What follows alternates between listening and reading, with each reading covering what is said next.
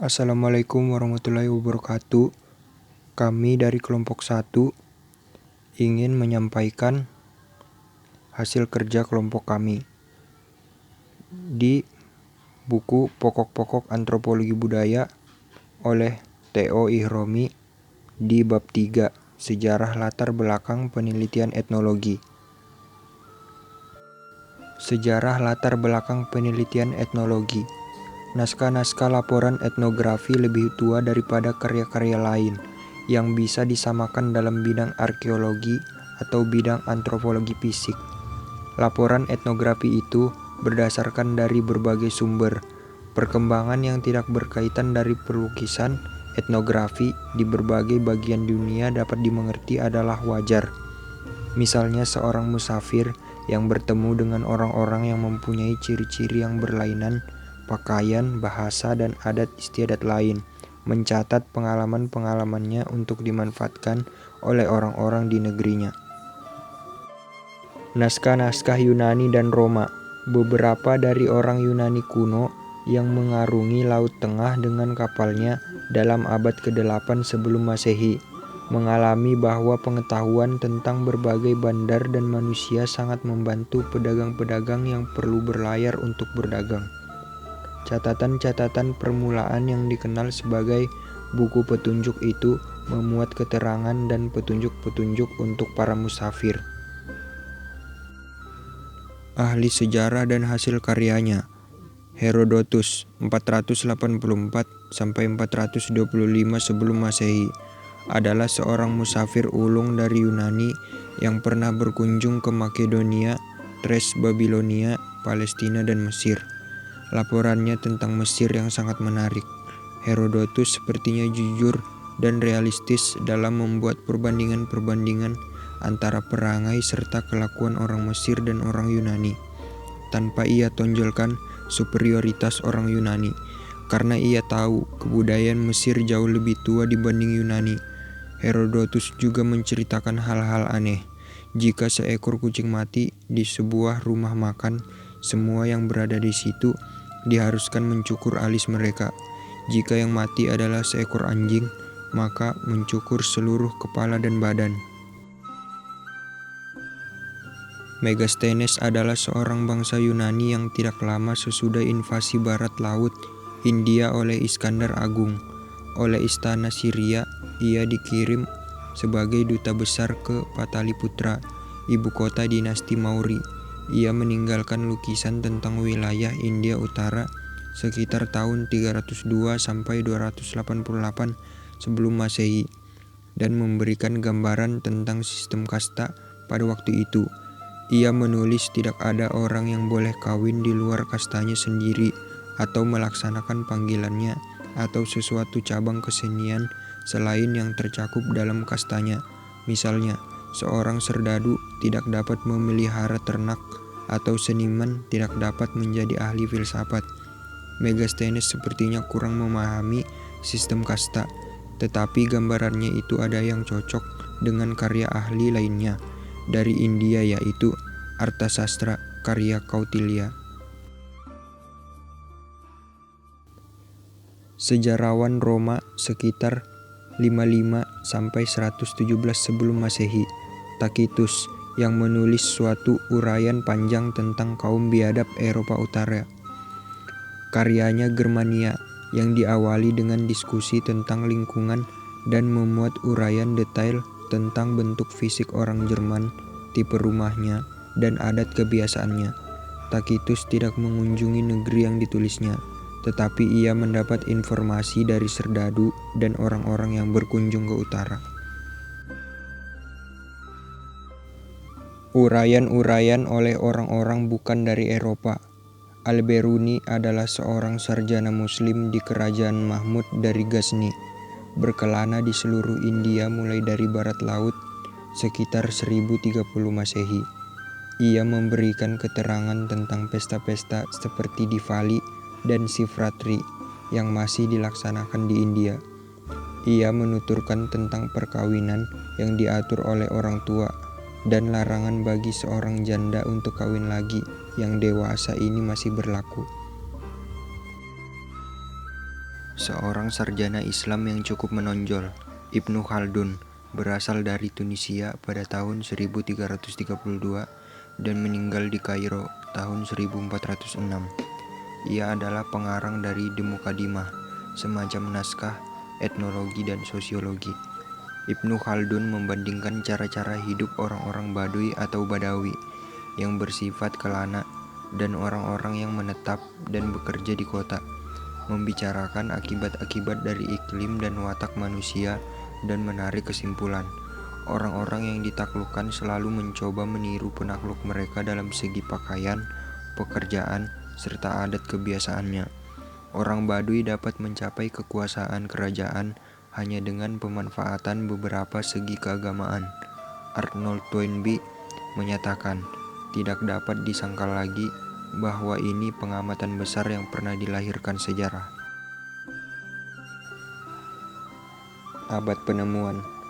Penemuan dari benua baru, benua Amerika, dengan kebudayaan-kebudayaannya yang berbeda-beda dari suku-suku liar pemburu sampai peradaban maju di Meksiko dan Peru, menggoncangkan superioritas bangsa Eropa dan merangsang daya imajinasi kaum sarjana.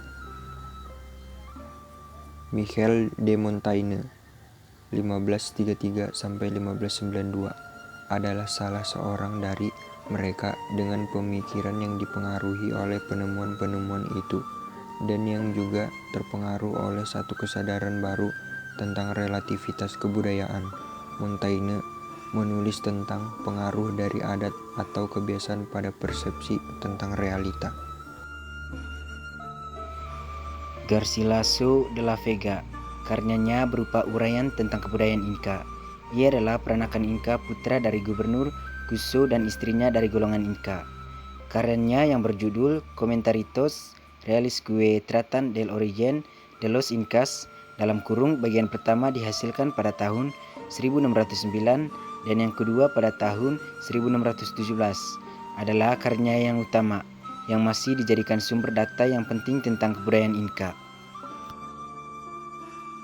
Kapten Cook atau James Cook di abad ke-18 memperkenalkan daerah-daerah luas dunia ke bangsa Eropa yang tadinya tidak mendapat perhatian mereka. Cook mengelilingi Tanjung Harapan dan berlayar menuju Selandia Baru dan bagian-bagian lain Kepulauan Polinesia. Dari itu, ia membuat pengamatan yang cermat tentang adat kebiasaan pribumi Selandia Baru dan Australia dan mengumpulkan hasil-hasil pekerjaan tangan orang pribumi, kain dari kulit kayu, alat-alat, senjata-senjata, dan sebagainya. Masa pembaruan. Keterangan tentang kebudayaan yang bukan barat telah dapat diperoleh di banyak bagian di dunia ini. Misalnya, tulisan-tulisan J.F. Lavitau tentang suku-suku Indian di Amerika, gambaran Martin Dabrisover tentang kaum Abipones di Amerika Selatan, dan masih banyak lagi. Beberapa penulis bangsa Eropa berusaha untuk menyusun secara sistematis dan secara lintas budaya, berlaku untuk berbagai kebudayaan. Keterangan kebudayaan mengenai pokok-pokok tertentu, umpamanya, seorang pengarang yang tidak menyebutkan namanya pada tahun 1782 menerbitkan karya An Accurate Description of the Marriage Ceremonies Used by Many Nations. Uraian-uraian itu antara lain mencakup semua bangsa termasuk Yahudi. Suatu karya penting abad ke-18 adalah karangan Montesquieu L'Esprit des Lois pada tahun 1748, yaitu suatu studi perbandingan tentang peraturan-peraturan di berbagai masyarakat. Pandangan Montesquieu dan Rousseau mempengaruhi perumusan deklarasi kemerdekaan Amerika dan juga Undang-Undang Dasar Amerika Serikat yang memuat klasifikasi tersebut. Abad ke-19. Pada permulaan abad ke-19 di Inggris dan Prancis terdapat suatu aliran pemikiran, yaitu pemikiran reaksioner yang menyerang doktrin-doktrin Rousseau yang romantis dan mempertahankan kebiasaan-kebiasaan berdasarkan kitab Injil.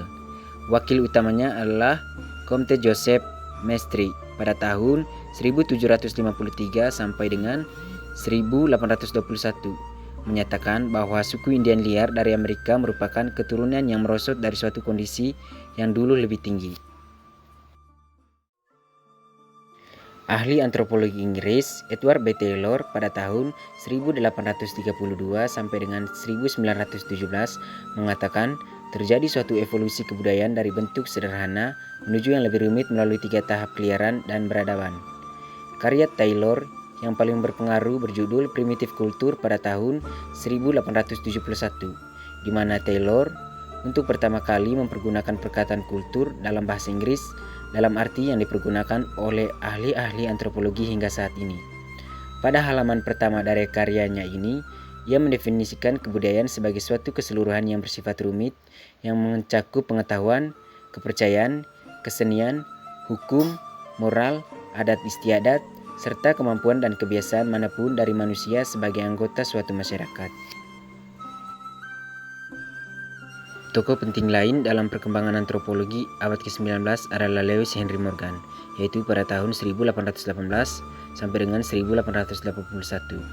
Dia sarjana hukum di utara New York, Amerika Serikat, dan menaruh perhatian terhadap bangsa Indian suku Iroquois. Sewaktu mempelajari kehidupan suku Iroquois, Morgan takjub ketika mengetahui bahwa mereka mempunyai keluarga dan istilah-istilah kekerabatan yang berlainan di dunia barat. Suku Iroquois menganut sistem matrilineal atau garis keturunan menurut ibu. Mereka juga menganut apa yang oleh Morgan namakan sistem kekerabatan berdasarkan klasifikasi, berlawanan dengan sistem deskriptif orang-orang Eropa dan Amerika. Dalam sistem klasifikasi, istilah-istilah seperti bapak, ibu, saudara laki-laki, saudara perempuan, putra dan putri dapat diperluas penggunaannya terhadap banyak orang yang bukan termasuk kerabat garis langsung. Teori diffusionisme akhir abad ke-19 dan awal abad ke-20 juga melahirkan aliran-aliran yang mengutamakan peranan penyebaran atau difusi. Ada 2 aliran utama, yaitu aliran Inggris dan aliran Jerman. Tokoh-tokoh utama dalam aliran Inggris diantaranya G. Elliot Smith, William J. Perry, dan W.H.R. Rivers. Mereka percaya bahwa sebagian besar dari aspek-aspek peradaban yang lebih tinggi pertama-tama berkembang di Mesir dan sesudah itu menyebar ke lain bagian di dunia. Jika pertanian, pembuatan periuk belanga, pertenunan, pembangunan piramida dan lain-lain hal terdapat di benua Amerika dan tempat-tempat lain, maka itu disebabkan oleh karena penjelajahan orang Mesir atau orang-orang yang telah berhubungan dengan kebudayaan Mesir. Sedangkan tokoh dari Jerman seperti Graebner dan Peter Wilhelm S.J. Smith, anggapan mereka bahwa umat manusia pada umumnya tidak mempunyai daya cipta. Peter S.J. Smith memisahkan satu kelompok yang dianggap sebagai orang-orang yang paling tua menurut etnologi yang terdiri dari gerombolan pemburu yang merupakan sisa-sisa masyarakat memisahkan diri dari kebudayaan dunia dan semenjak itu tidak mendapat banyak tambahan unsur-unsur baru dalam kebudayaannya karena mereka mengembara ke daerah pinggiran dunia. Antropologi sebagai disiplin akademis lahir dalam abad imperialisme. Kepercayaan-kepercayaan tentang perbedaan ras dan gagasan-gagasan tentang bodohnya orang-orang bukan berkulit putih merupakan bagian dari imperialisme dan kolonialisme. Konsepsi tentang beban orang-orang berkulit putih dengan tema noblesse oblige adalah juga suatu aspek dari pandangan yang sarna walaupun pandangan lebih ramah, yaitu berdasar asumsi bahwa kemampuan dan motivasi dari orang-orang berkulit putih adalah lebih unggul. Ide-ide semacam ini yang meluas selalu digunakan jika diperlukan untuk membenarkan dominasi terhadap bangsa-bangsa jajahan. Mayoritas yang tak bersuara pada waktu itu dengan mudah dapat menerima pemikiran-pemikiran ahli-ahli pikir terkenal di Eropa dan Amerika. Sekian presentasi dari kelompok kami. Atas perhatiannya kami ucapkan terima kasih.